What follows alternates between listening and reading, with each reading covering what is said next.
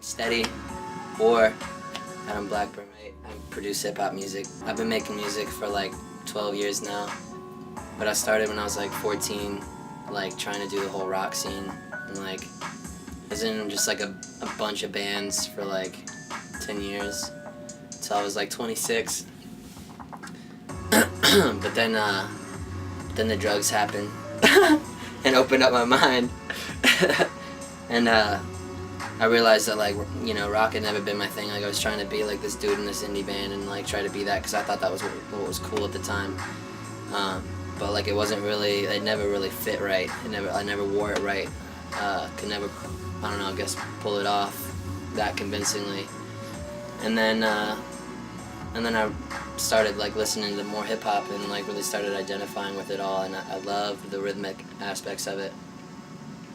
And I'd always wanted to write drums anyway, because I'd always been like a guitarist and a vocalist like throughout my whole career up to that point, or like a bassist sometimes. But I always had wanted to like write drums because I had like a passion for it, and like every time I was in a band, like whenever the drummer would get up, I would just sit down and like go at it whenever they walked away from their kit, because I love that shit. So now I get to do that with like hip hop and synth music and like my own artist project, which is like a synth soul thing. Like I get to do all the things that I wanted to do, and it's not that I can't work with other people. I mean, I'm a people person. I love people, but when it comes to my art, like I really like it. I just want to do it, you know, and working by myself allows me to just do it without having to pass any of my ideas by a committee. Like, yeah, that can be really useful and can provide a lot of advantages, but for me, I just wanted to like just do it on me. So that's what I do now, and I quit my band of like 4 years. We had just put out like a nice production quality album like a year prior, and I couldn't do it anymore. I was just like out. So I quit that, started like rethinking a bunch of shit, and then yeah, I quit my job, and after like 6 years of being gone, moved back to Fort Wayne. I was living in Virginia for 5 years. I lived in Florida for a year, like prior to that. But like I decided that I wanted to change my career path and start writing hip hop music for other people, because I started getting into it, and I was like talking to a lot of my friends who were local artists, and they were talking about how they got their music, and I was kind of appalled when I heard this story, because they were telling me how the way it goes now is that, you know, local level like hip hop artists, the only music they really have any sort of real access to is these websites where producers can throw up beats and an artist can rent them.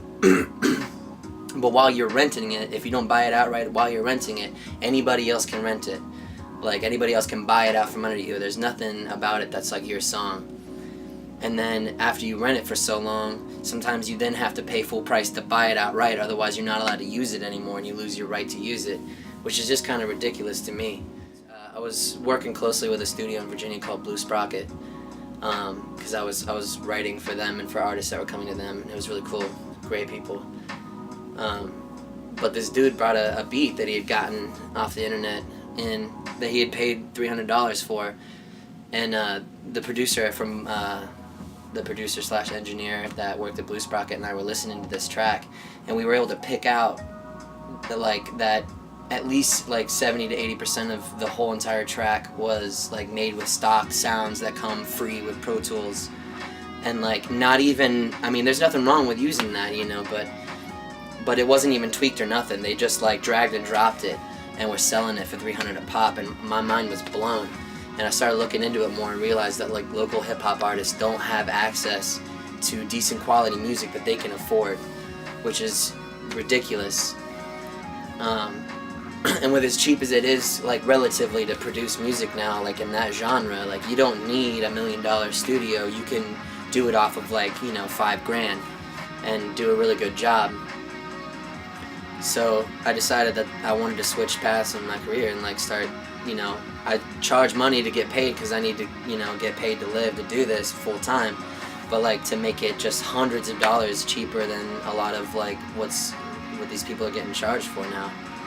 Because I don't know, there's probably a lot of really amazing talent that we're not hearing because they can't I mean, it doesn't matter how good a rapper is. You put him over like some garbage sounding music, and it's gonna sound kind of garbage because the music is garbage. It doesn't matter how good he is, and like that's not fair. So that's like my mission now, is to make a career off of, you know, making music for the people now.